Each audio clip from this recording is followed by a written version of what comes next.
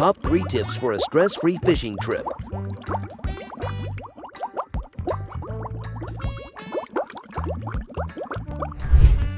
Number 1. Weather.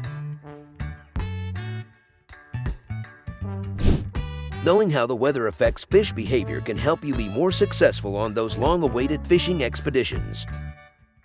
It is critical to ensure that you are safe and well-equipped. Check multiple sources for weather reports and keep an eye out for one essential piece of information: the wind.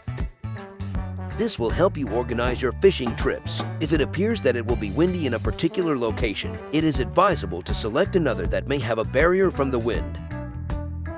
This will save you the trouble of trying to manage the boat in less than ideal conditions. Make sure you are prepared for any other conditions that may develop once you have studied the weather. If the forecast predicts rain at some time during the day, make sure you pack a dry bag with all of your rain gear. This can help keep the rain from ruining the whole trip. Finally, keep an eye on the weather while you're out on the sea. Lightning storms can strike at any time, so you should always consider weather changes and stay safe. Number 2. Gears.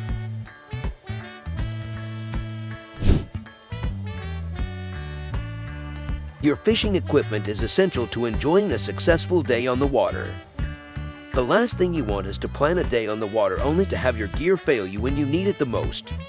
When it comes to things like fishing reels, annual maintenance is a must. When fishing, these reels are frequently subjected to abuse, and salt can make its way inside the reel, causing hidden damage. Take your gear to a reliable tackle store for a full service during months when the fishing slows down and you're not on the water as much. This ensures that your gear will last the entire season. Finally, after a long day on the water, make sure to rinse your gear and remove any salt buildup.